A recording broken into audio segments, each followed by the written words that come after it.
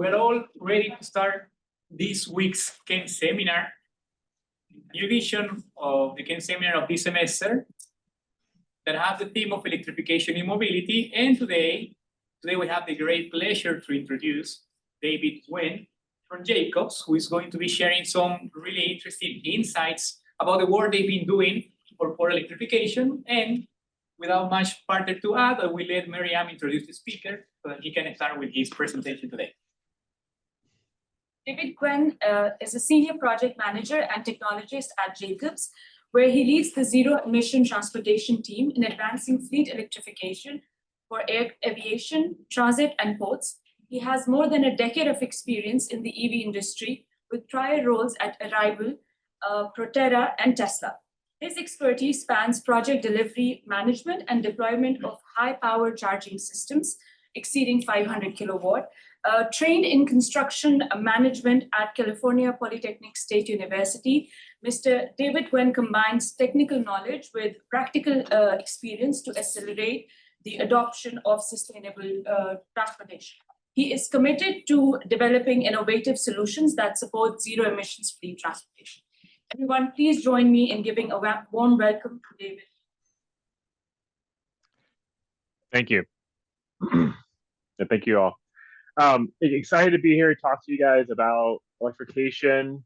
Electrification is a pretty hot topic right now, even within the current administration and political climate. Electrification is happening. It's happening all over the place. And one of the places it's happening is at ports, specifically ports, maritime ports and seaports. And I think it's a lot of times it's under the radar. It's not necessarily something that you see in the news as often, but it's definitely making a huge impact in our world today. And I'm excited to share more about what's happening. I'll start off with a quick intro on both myself and Jacobs Engineering. If you're not familiar, I'll speak a little bit about what port electrification means, specifically the type of equipment they're electrifying, the different types and solutions that are prevalent now and coming up to the forefront in the near future. I'll talk a little bit about energy planning, an approach that we take here at Jacobs. I think many other engineering firms do as well. And as the first step into electrifying a port, I'll talk a little bit about the implementation work that we're doing right now in this space, the exciting stuff that's actually like the things we're building today that's reducing emissions at ports, and then also some lessons learned from those implementation projects. So a little bit about Jacobs. So Jacobs is a large company. We work a lot in the civil engineering space, specifically road and highway, but we're also one of the largest ports and maritime architectural engineering firms in the world. Ports have been in our portfolio, or Jacobs portfolio, for the last 150 years. There's some key things that we do that I think put us, that set us apart from others. One of which is we have structural engineer divers that do work at locations all across the world, looking at structural integrity of wharfs and different piers, and we're developing solutions for that. In addition, we've also been doing a lot in the zero emission space for the last 2 decades, specifically focusing on electrification of large ship-to-shore cranes and large rail-mounted cranes as well across different container ports. Just a really quick on myself. You guys were introduced me earlier. I appreciate that. My background is in the electrification and EV market. And where I started my first foray from light duty vehicles and the commercial vehicles was at Proterra, when I started doing EV charging for electric transit buses. This was about 6 or 7 years ago. Since then, electric transit bus has basically became mainstream, and there's a lot of really great lessons learned that come from transit that inform kind of the operational shifts that have to go into another similar heavy-duty fleet like ports. Transit operations and port operations have very little ability to be flexible, and they also have a high uptime requirement. And so all of those things kind of definitely can leave some lessons learned that transcend markets, which is exactly what's been happening over the last 5 years. I did also want to touch on the decarbonization and transportation work we do at Jacobs. So myself and my team, we're within the transportation group at Jacobs. So we work with bridge, highway, other engineering groups within Jacobs, but we focus specifically on the decarbonization or electrification or zero emissions, whatever you want to call it, of anything that's to do with transportation, which includes rail. So we're doing a lot of work in the rail space as well. Some exciting stuff happening there, where there's a lot of passenger rail coming off of catenary and integrating batteries. In addition, we've been doing a lot of work in the electric freight switching locomotive space, not just in Australia, where it's very prevalent right now in the mining industry, but also here in the US with the Class 1 railways as well. I love this map, and it's hard to kind of show to others outside of Jacobs, kind of like what does transportation decarbonization at Jacobs mean? And what I like to show about this map is that these are all projects that have to do with some level of fleet electrification or zero emission fleet that our team is either doing the planning, design, or construction management for. And what you see here is, yes, there is elements of the East and West Coasts, but you also see there's a substantial amount of projects in the South, Southeast, also in the Midwest. So I would say that, me living currently in Cleveland, Ohio, there is a lot of electrification happening, just and it doesn't necessarily stick to the East and West Coast and like California and the New York areas.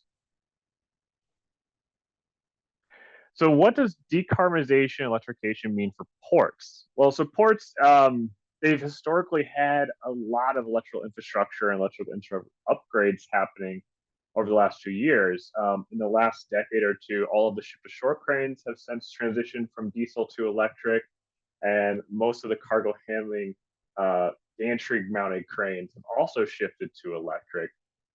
So from a traditional electrification standpoint, a lot of ports have a lot of experience with this and working with utilities and bringing in power upgrades necessary. And as a result, they usually have substantial switch substations and grid capacity upgrades that have been done over the last few years that are built for future. So a lot of these ports have power available at the utility level, and it's just a matter of distributing it to where the power needs to go.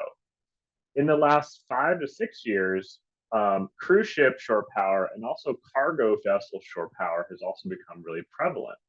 Specifically in Los Angeles, they've implemented, I think Port of LA and Port Long Beach have implemented rules where ships have to use shore power now if it's available, and it's one of the first in the country to have that requirement. So we as Jacobs are doing, I guess, your more traditional electrification for ports with the cranes and the shore powering. What's new, and specifically is follow the trend of electric vehicles and battery technology, is also the electrification of all of the mobile cargo handling equipment, is what they call it. So all of the trucks and container handlers, reach stackers, forklifts, all of the mobile equipment on rubber tires running around the port, that is the electrification that is really at the forefront today, and what my team has been focusing on growing over the last 2 years.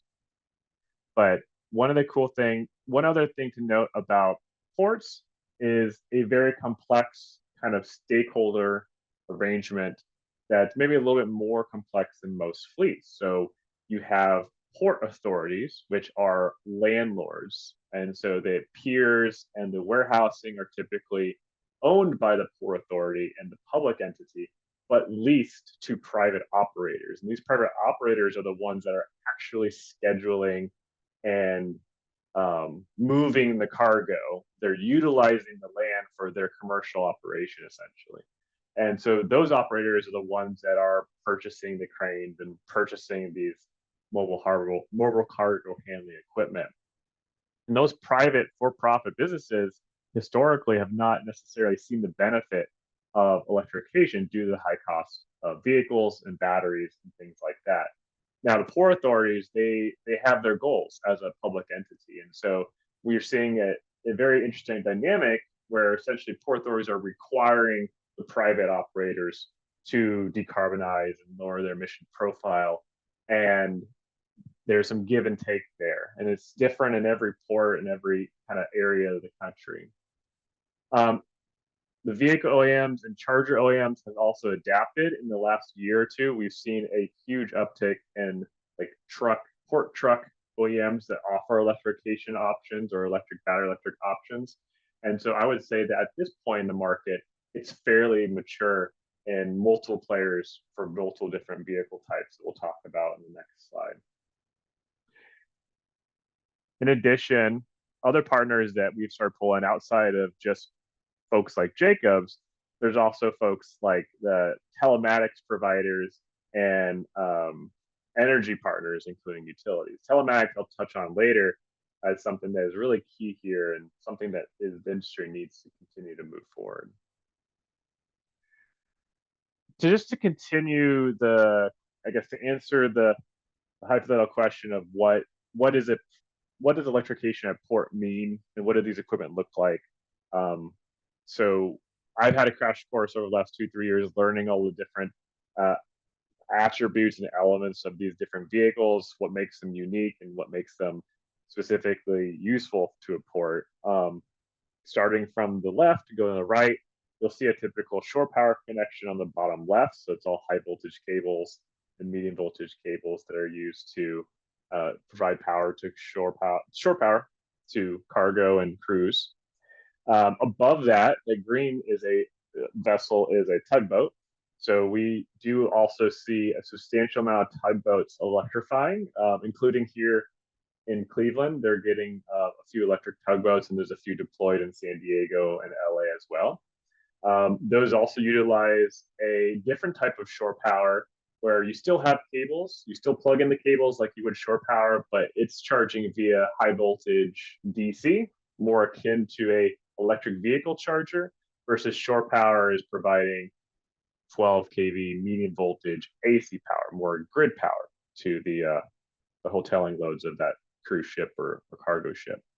And then move into the middle, we have seen a huge uptick. There's a few OEMs out there right now that provide lighter duty patrol and pilot boat electric options. So we're starting to see a few electric pilot boat deployments in not just Long Beach and Los Angeles, but also in places like Detroit and Cleveland as well. The cargo handling equipment generally is, 3 different types. It would be forklifts, container handlers, or trucks, and that's what you see here. All 3 of these are battery electric, and they are at a scale much higher than your typical electric vehicle or even electric truck. For example, that bottom center, that container reach jacker has almost a megawatt hour of batteries on board just to be able to run for the 12 hours that it needs to. It takes an insane amount of energy, very energy intense than most electric vehicles. So it's definitely a unique one that's only come to the market just within the last year or two. So I want to take a transition back. So when we talk about ports, we're talking about all this different equipment. It's very interesting. And we talk about now energy master planning. So energy master planning, I've been asked many a time, what is the methodology to looking at how you electrify a port? Let's say there's a whole port operation for Virginia, for example, 300-400 vehicles, all doing various tasks. How do you know what task and what vehicle type is the right one to electrify to not impact operations? And my response is, some level of energy master planning. So essentially, that methodology is broken down to these 3 key points. So it's what I mentioned just now, which is how do you implement electric vehicles that strengthen operations or maintain operations and that provide additional resiliency if possible. The second point is, if you break down how vehicles and energy are used today, so right now, energy is used by those fleets, but that is energy in the form of diesel, gasoline, natural gas, and other fuels. And many times, most, even the largest port authorities and even the most sophisticated operators do not track to a detailed level the level of fuel and diesel and other fuels are using on that terminal, but also the electrical grid connections in their buildings. A lot of times when I go to a site, I ask them, hey, what do you pay in your electrical bill every month for this facility? How much diesel do you use for this fleet of trucks? The answer is typically either they don't know, or it's not something that's readily available that they typically monitor, which is kind of surprising, considering a lot of these entities, these private operators, are for-profit entities. They should understand that level of their costs. But we start there. So you cannot deploy electric vehicles and run through this methodology without really understanding the energy as it's used today. And from when we have that data, we would develop an energy master plan. And the next two slides, I'll break down a kind of in very much more detailed way. But essentially, what we do is we take the diesel, the inherent energy within a gallon of diesel, and we understand that there's a certain energy that is in that gallon of diesel. And we also understand that there's heat loss and other losses of throughout the use of internal combustion. So generally, we derive from that model how much energy that diesel vehicle is using to perform an activity.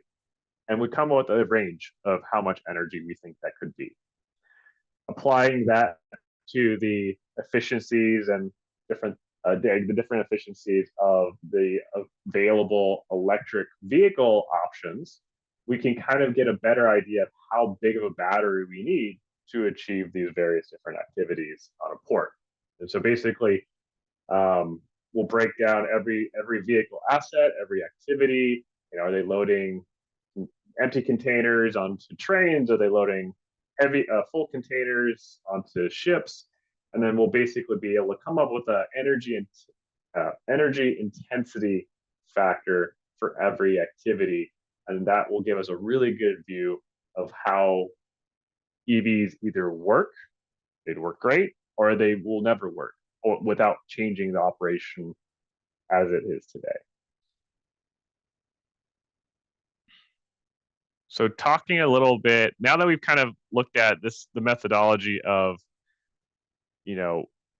energy master planning, looking at energy, diesel, and how operation is today in a form of quantifying the energy and understanding energy intensity of operation, we're going to look at how you would implement it. Now, this speaks to our clients. This slide speaks to our clients probably a little bit more, but funding.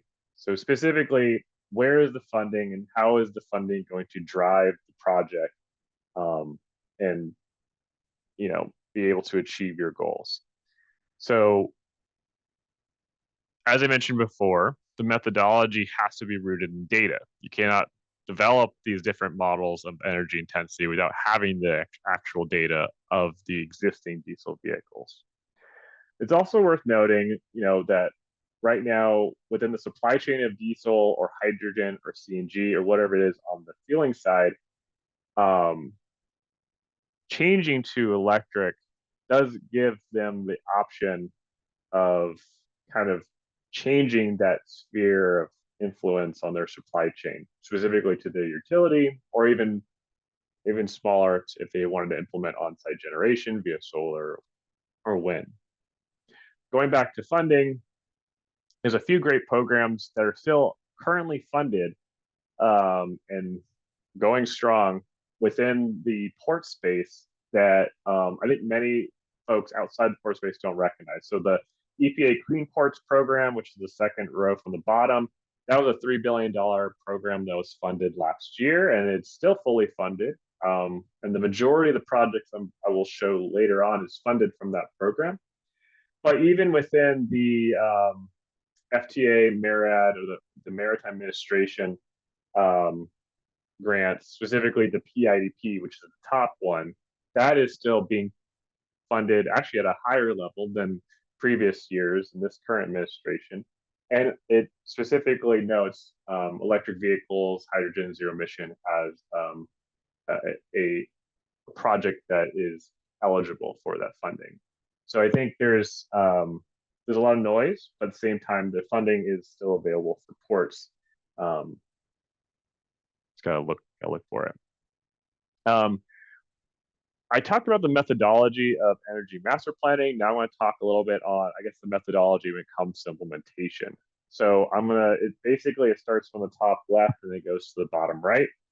These are, when I speak with a client, this would be something that I point to as, here's your deliverables, and here's how it kind of flows to create your plan.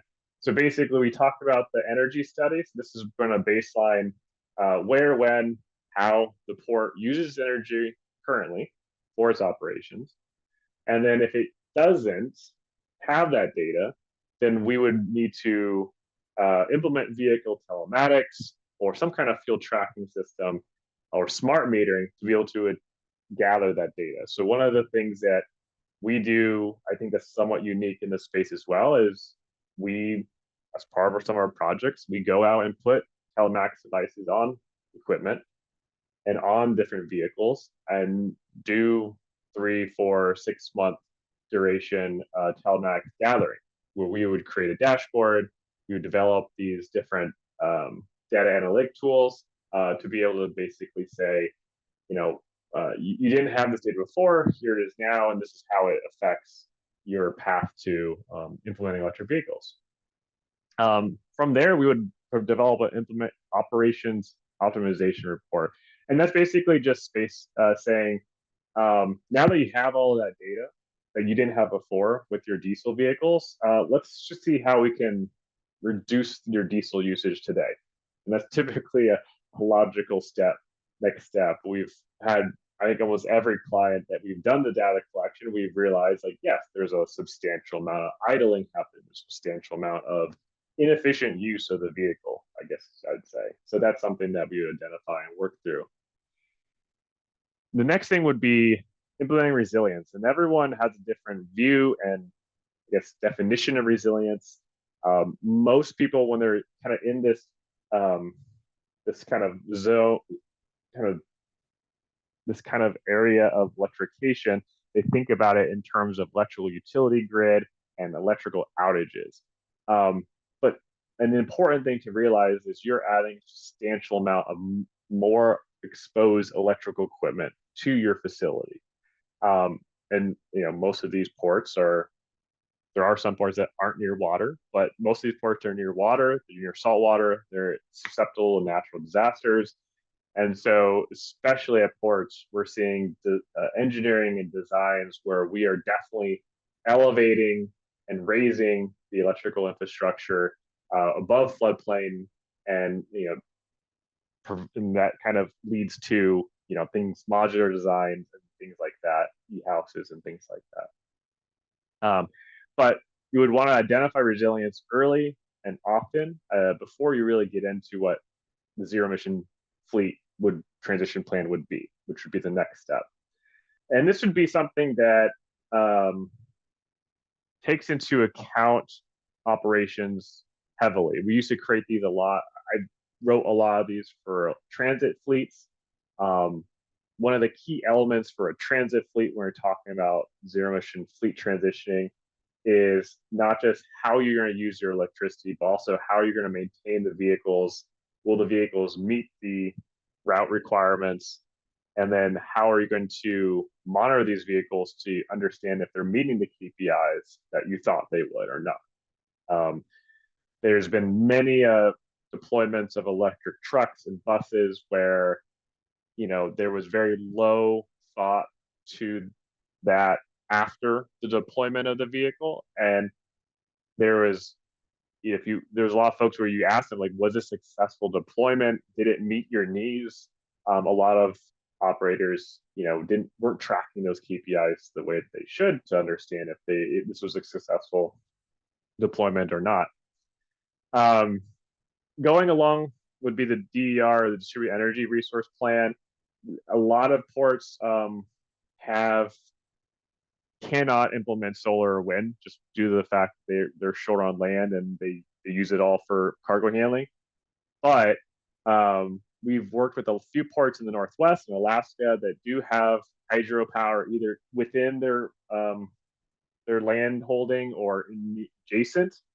And it's also batteries is also a very popular option here too to mitigate the grid capacity concerns as well as provide resiliency, which is very upfront, which is at the forefront of most ports line. And then developing a vehicle procurement plan. Some of these vehicles have multiple vendors that are reputable, and many others, like that reach stacker I mentioned earlier, have maybe just one, and there's very little in the market. So you want to plan accordingly and kind of try to foresee the market trends if you can. And really, they always follow the battery.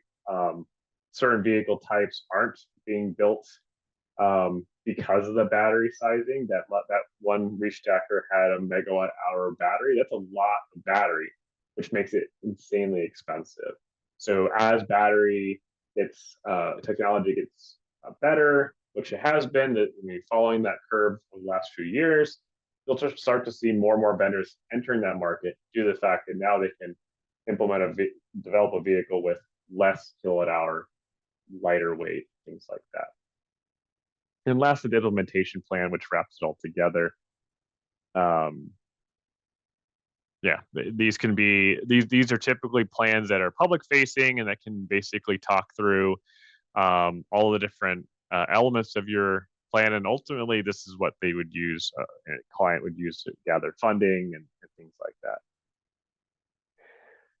So I want to talk a little bit on some real world examples that's happening today that myself and my team are supporting, all of which are really exciting, I think, and all of which have the same kind of three elements that I talked about earlier. So all of what I talked about earlier was kind of just based off of lessons learned. It was all things that we didn't know coming into it, but we found that those were either stumbling blocks or things that needed to be addressed early in the project. The data-driven approach. So Port Virginia, Port Long Beach, Port Cleveland, with the exception of Port of Virginia, who had some level of data, all of these ports had little to no data.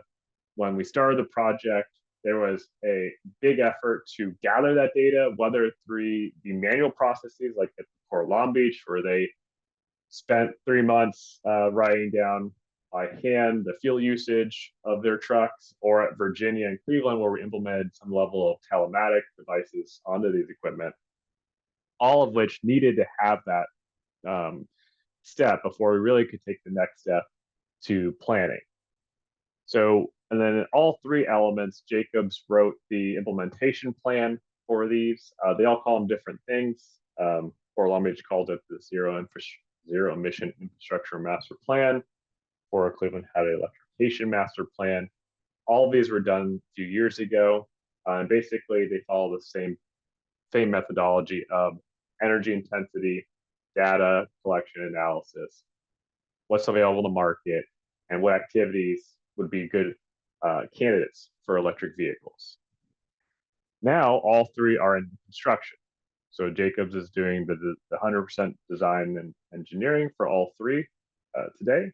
And what they are decarbonizing various different types of vehicles at each one, but all trying to achieve the similar goal of over 50% emissions reduction at each one of their terminals.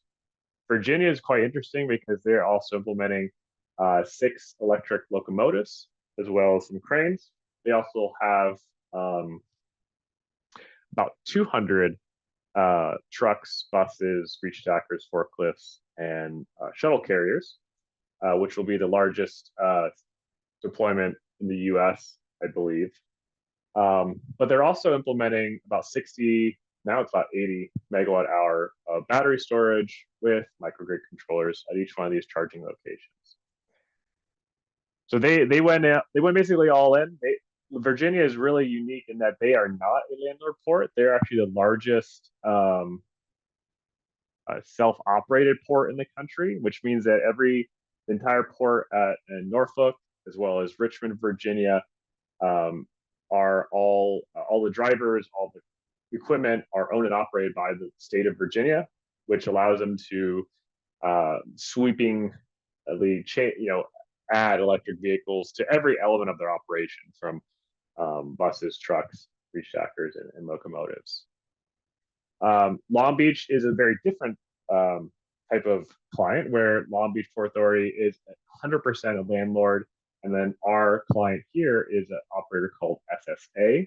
SSA has about 100 trucks that they'll be focusing on, like the ones you see here, as well as reach stackers and container handlers.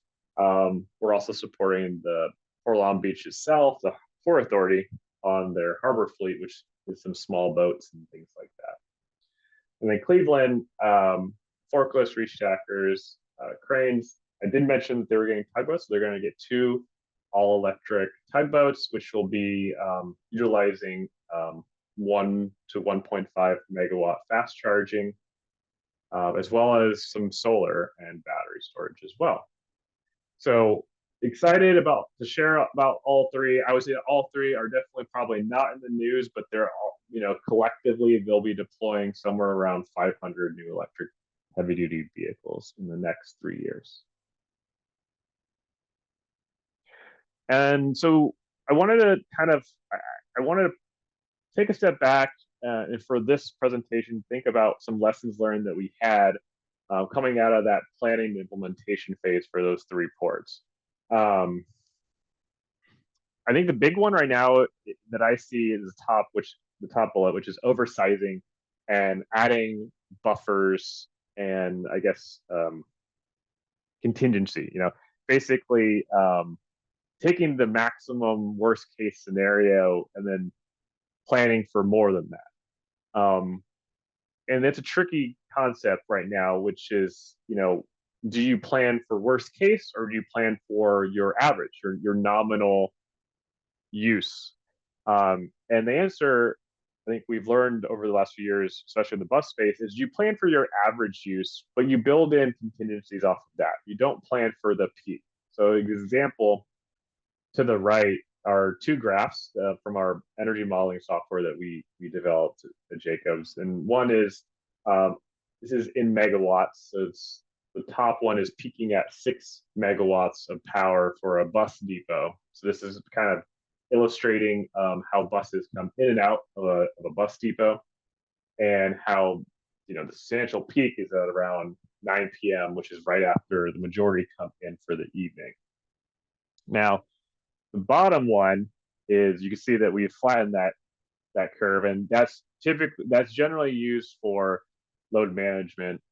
So we've used load management software on the charging to spread that peak over until midnight instead of peaking at 9. So basically, this is illustrating the use of software on the charging systems to reduce that peak, shave it, and make it a little bit longer throughout the evening, but still making sure that routes and things like that can be achieved. So we've walked into a lot of meetings with utilities and clients where that peak 6 megawatt was the number that was thrown out, a year before, and that's what they were building towards, and that was prompting, big lead times with the utility and things like that. And I think taking a step back and looking at your average load, or even some kind of peak shaving, is important. It seems basic, but it's definitely something that is first thing to think about when you're talking about a project like this. Also, when you talk about EV charging, think about a gas station. You have to make sure that it can accommodate vehicles with charge ports on either side. And in a lot of these large vehicles, if you don't place the charger in the correct location, with how a vehicle turns and things like that, then it's almost it's kind of failed from the start. So site layout is everything, and making it more complicated.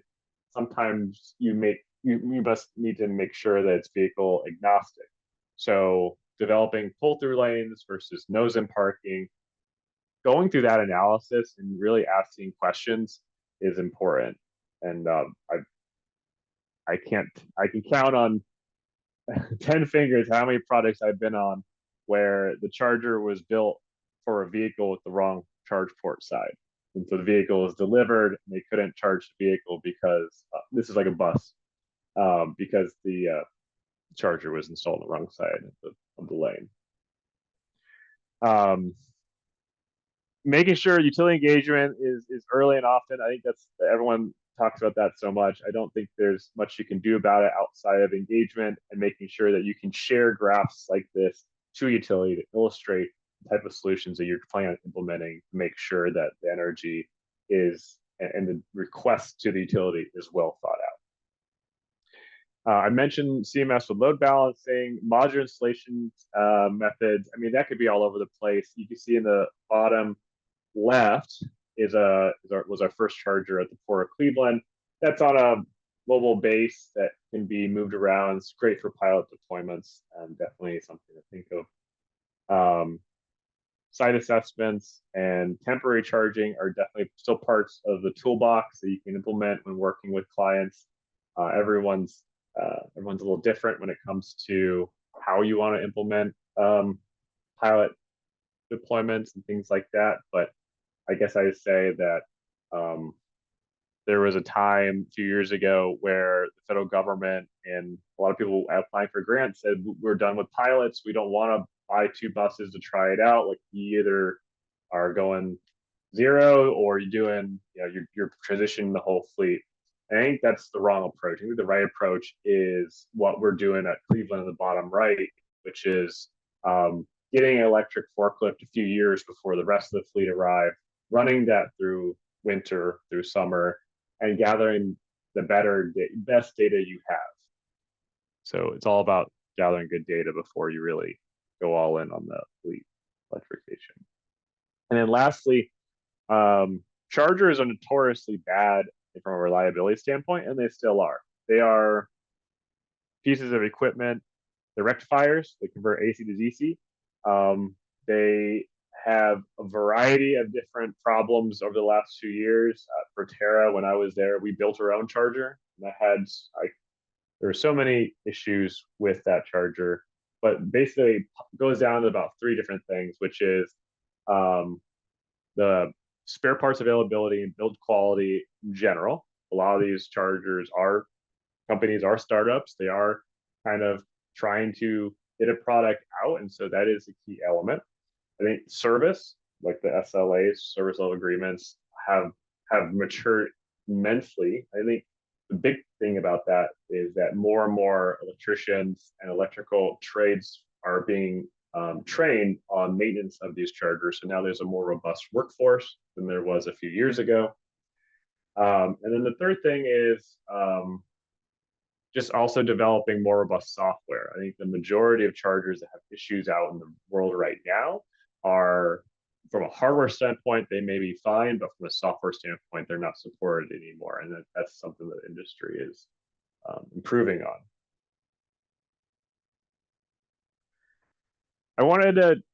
This is the last slide I have, but I wanted to kind of highlight something that I talked about before, which is gathering data and running that data through analysis and doing that modeling. So this is a slide that I use to talk to clients about why it's important, and how we do it, right? So the infrastructure analysis is pretty straightforward. That's more of a traditional engineering approach, but FleetMax and the fleet analysis and the electrical demand analysis are kind of well speaking to, where if you as an operator don't have the equipment field usage, operational duty cycles, have a somewhat of a good understanding of peak usage of the equipment, emergency usage, different resiliency issues, considerations that must be taken into account through the operation, then you really can't embark on your zero emission journey just yet. But we, we and others in the industry can develop a model for, again, that energy intensity of the port equipment, and develop a model for the whole terminal that really does two things at the end of the day. It shows the utility you've done your due diligence and how much power you're going to use. And then you can start looking at how you shave those peaks and things like that. But it's also going to allow the operator to understand for the next 10 years where they should be how they should be purchasing power, when they'll be purchasing power, and ultimately let them negotiate a better tariff rate with the utility. We've seen that a few times where this data has been collected, it's been modeled, they've been able to give their utility a 10 to 15 year look ahead, and as they add more vehicles, this is how their power is going to slightly step ladder up. And they've been able to work and develop power purchase agreements and agreements with MOUs with utilities to say, okay, 5 years from now, we commit to bring in X amount of power and moving that forward, which is something that has never been that sophisticated at that level before with utilities and that level of partnership.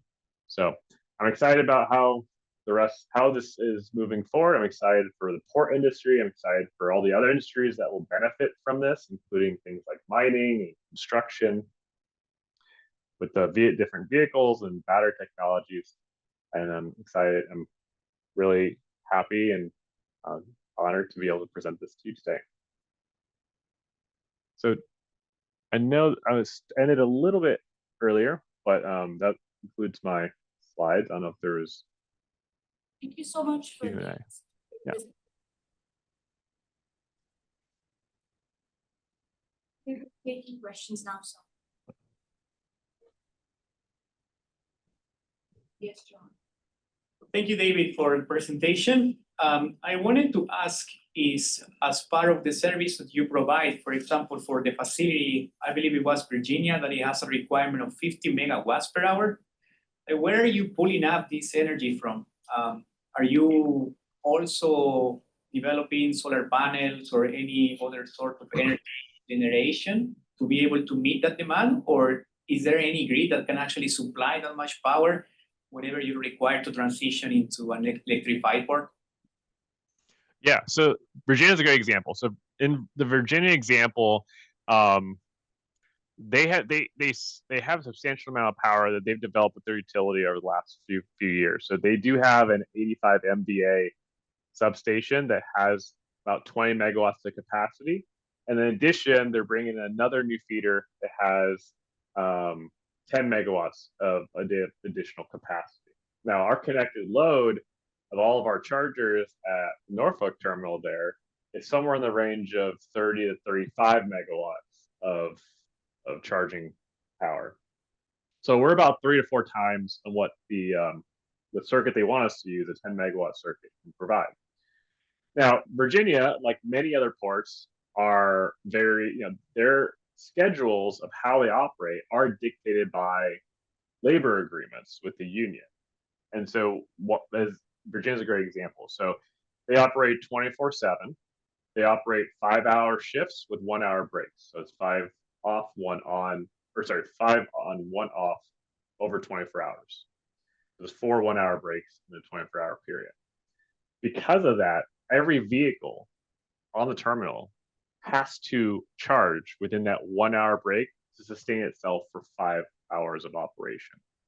So it's almost no point in actually modeling like I showed in the bus terminal, because in Virginia it's just 4 peaks of load. So how do you shave those peaks? You implement batteries, or stationary battery storage is one solution. It's a solution that we're working on right now. So there's 6 charging locations within that terminal. Each one of those terminals will have stationary battery storage they're just grid buffering. So our connected load from Dominion, the utility, is substantially less than 10 megawatts, somewhere between 5 to 6 megawatts. But what's being outputted by these batteries are somewhere in the realm of 30 to 40 megawatts. Thank you. Yeah. Thank you for the presentation. I know you focused on the port operations. I'm just curious to know if there is any electrification happening for the ships or the vessels themselves, or maybe replacing the heavy fuel oil with something more sustainable. Is something that people are working on? Yes. Yeah, I didn't cover that, but yes, there is. So small boats and then like tugboats are definitely becoming battery electric. Those seem to have good use cases across the board. Larger ships, so let's say larger cruise and cargo ships, they're transitioning to different other fuel types that are zero emission, so or low emission. So as an example, on the cruise side, Carnival Cruise has committed to 100% LNG powered fleet, and they've already implemented I think a few LNG powered liquid natural gas powered cruise ships that are actively working in the Caribbean. On the cargo side, it looks like methanol is going to be the leading feedstock or fuel. So we see a lot of, I think there's a corridor between Tacoma and Busan, Korea, that does roll-on, roll-off, ro-ro car carrying vessels that utilize methanol. I think there's also a few cargo ships calling to the ports of LA and Oakland that are methanol as well. So we're also doing some studies, larger Jacobs, on things like methanol bunkering and LNG bunkering, because the infrastructure on the American side is definitely lagging behind the Europeans and the Asian side. As an example, there are LNG cargo ships from Korea calling to the port in the ports in the Northwest, like Seattle. But the LNG that they're getting is shipped from Texas. So that we're shipping LNG and CNG from Texas to Korea for them to fuel there, but we don't have that capability bunkering wise, fueling wise yet in Seattle. So that's something that we're playing catch up on. But there's a whole lot happening in the alternative fuel side on the larger ships. Yes. So thank you for the nice presentation. One of the issue with the electric vehicles is that at what time of the day we charge them to avoid the peak load on the grid. So is like an issue like that with the electrification of ports, that how do we manage that peak load of the charging of batteries? Well, so there's two things, right? So it's at this scale, the service planning group within the electrical utilities have a good idea of their timeline of increased capacity, their different mix when it comes to their renewables on their infrastructure and their grid. And so we've been, like in Virginia, we've been working with the service planning group in a very detailed way. So when I say like, oh, we know we need 10 megawatts, that's more about generalization. They know like exactly kind of time of day, how that ebbs and flows. So that is driving the requirements downstream of, okay, batteries need to be implemented to grid buffer for the charging the electric vehicle chargers, or some level of software needs to be developed to shave peaks and make sure you stay within certain parameters time of day. I would say on the transit bus side that we're doing large transit bus deployments for 200-300 buses. That software and the way that software works with the route kind of planning software on the buses is crucial to really being able to, I guess, use energy efficiently and making sure that the utility knows exactly the amount of power that we pulled at any time of day. So it's all of that together to reduce the stress on the grid. We have two questions from Professor Kontu on Zoom. She's asking, is the transition tied to a potential need of increasing the fleet size when electrifying due to battery capacity and time-consuming charging? And the other question is, what are the biggest motivators for ports to transition to electric fleets? decarbonization might come at an increased capital cost, are operational cost savings able to be realized? Okay, yeah, I'm reading her note. Is the transition tied to a potential need to increasing the fleet size? No, typically this is a kind of a one for one. Now there is generally in ports, most ports have a planned growth strategy. This is not necessarily tied to that. It's usually tied to replacing the fleet due to battery capacity and time to charging. So on the transit side, I do think we generally see more buses to electrify versus diesel. So that is a issue and a problem where a lot of routes right now, as developed for buses, cannot make, it's not a one for one due to range.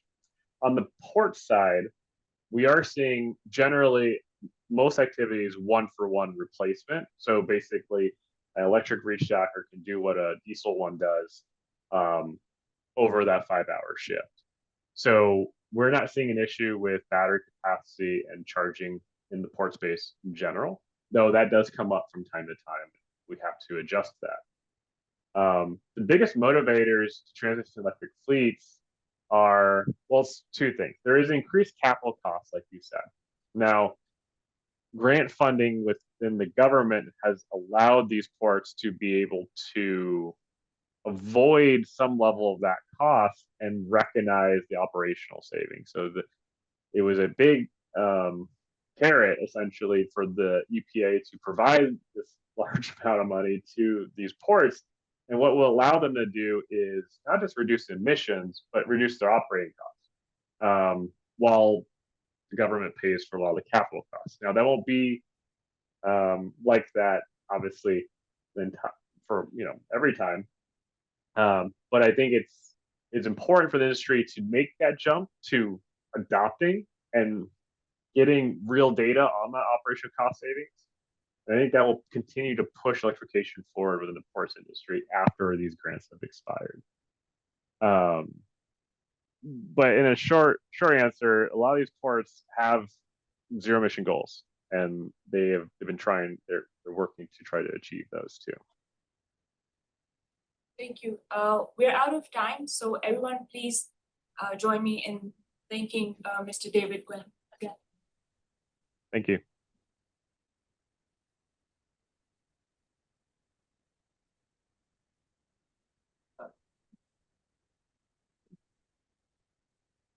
Thank you so much, David.